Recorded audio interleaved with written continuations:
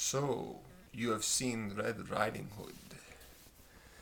Tell me how it is. Back in October, when I had 2 weeks off, I ran a contest which I called the consecutive contest. And the winner of that contest was a guy who goes by iwitnessed911 here on YouTube. As is per usual, I asked him what he would like his prize video to be. I do a video on any subject that he liked. He asked me actually for a two-part video. First, he asked me to do a review of the Red Riding Hood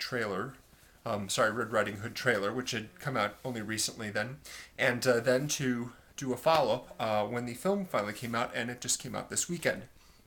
Red Riding Hood, as if you didn't know already, is a not exactly modern, but it's a new version of the Red Riding Hood fairy tale, which involves a girl in a red hood traveling to her grandmother's in a remote location with a basket for her grandmother, and encounters the wolf along the way.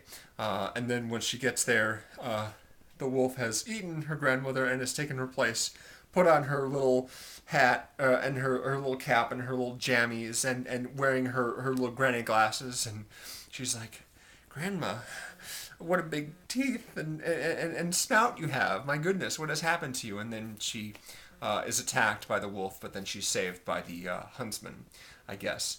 Which is funny, the huntsman is now appearing in a movie about Snow White, which is very strange. But yeah, that's the whole Kristen Stewart thing again. So the movie is directed by Catherine Hardwicke, who directed Twilight and Lords of Dogtown with Heath Ledger. It's about surfers, and she did, of course, the film 13 with Evan Rachel Wood. It was her sort of big breakthrough. And I have to say that I did actually see those other films, and generally thought that they were pretty decent. I did actually like the first Twilight, although I think it pretty much sucks as a vampire movie, because vampires are supposed to die when they are in direct sunlight. But other than that, it's pretty decent. I consider it more of just a plain old, teen fantasy film. And as it goes, it's actually pretty decent. I think that the film's credibility is helped by the fact that Catherine Hardwicke directed it and Kristen Stewart starred in it. They, sort of lent realism to the whole premise. There is very little that's real about Red Riding Hood. Amanda Seyfried plays Red in this film. What's her name again? Valerie? Her name is Valerie in this movie. Valerie I always associate with like slightly mischievous women, like the character Tiffany Thiessen played on 90210, classic 90210. Valerie is Red, or she becomes Red when her grandma gives her the nice bright red cloak. And her sister in the beginning of the movie is killed by the werewolf that has been haunting their village and requiring animal sacrifices every month for a couple generations now. And so they're all like, "Oh, well, now Amanda Seyfried's sister's been killed for some reason. We don't understand why. We don't even understand what she was doing out on a full moon night." And so they, like in Jaws, they hunt down a wolf and kill it. But of course, the threat is not over because the werewolf assumes human form during the daytime, as Gary Oldman, the werewolf expert, explains to them. Now, in my previous video, I talked about the trailer and what I thought of it. And basically, it just looked like a whodunit to me. Who is the culprit amongst the principal human characters? And that's pretty much how the film plays out.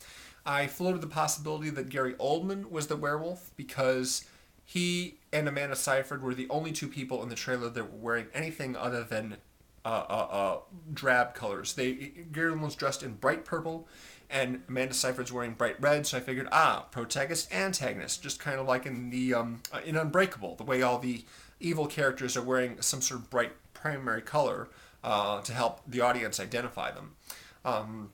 Same is true here. And I have to say that in watching the movie and looking at all the characters and seeing what sort of suspicious behavior they had, I think I got every single guess wrong. I thought, well, it could be that person, it could be that person, it could be that person. I wasn't right at all. And I wasn't right in the video either. If you don't want to know who isn't the killer, then don't go back and watch that video.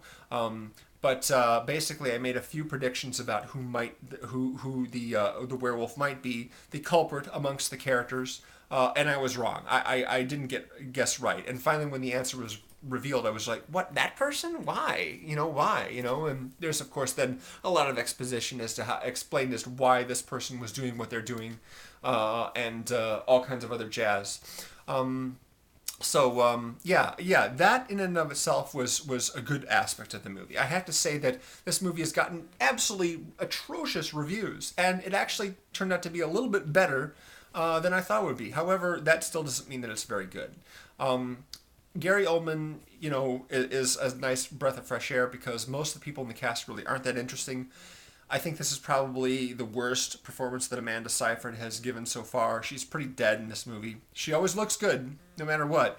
But yeah, she's, especially her narration, she just kind of, uninflected and bland. And that works for Bella Swan in Twilight. Kristen Stewart, I think, plays the sullen character very well. Not so much here. I think the best that she's done so far is probably her part in Jennifer's Body.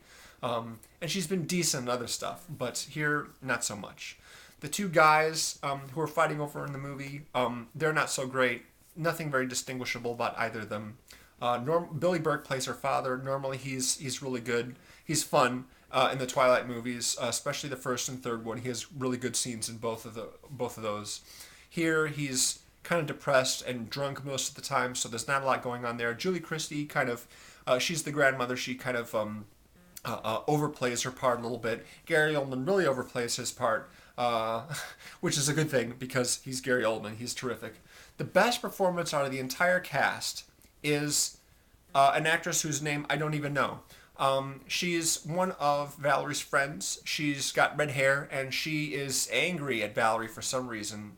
So she basically sells information, in a sense, to Gary Oldman on her that could shed suspicion on her. She's pretty scared and angry, and hers is like the most real performance out of anybody in the whole cast. So I got to give props to that actress, whatever her name is. I don't even remember her character's name, so it's not like I can go on IMDb and identify her.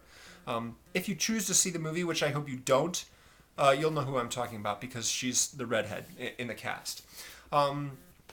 Technically, this movie is pretty bad. The photography is not very good. There are lots of shots that aren't framed very well. There's a lot of moving camera movement that doesn't frame very well most of the time. There's a lot of focusing problems too. Shots in which a character is walking towards something, your camera is moving towards them or tracking somebody. The shot will go out of focus and then back in and then out and then back in again. It's bad. Some of the shots are good. But all those shots are pretty much in the trailer. As a matter of fact, I can tell you right now, if you want an entertaining experience out of this movie, if you want to be entertained by this movie, don't see the movie, just see the trailer, okay? I've got a link to it below. It's a very nice, high-quality trailer. The music is really cool. It's a fun trailer, and you will get a lot more value out of just watching that clip again than you will going to the theater or just taking the trouble even to see the DVD. Don't even bother. Just watch the trailer again. So yeah, that is my take on it. Like I said, I didn't think this movie would be great, but I was going to go see it anyway. And of course, iwitnessed911 wanted me to do it as part of his prize video. So here I am, giving the review of Red Riding Hood. I'm a man of my word, and I hope that this is of positive value to you. Don't go see it. Don't bother. Even Sucker Punch looks better than this movie. So, thanks very much. Take it easy.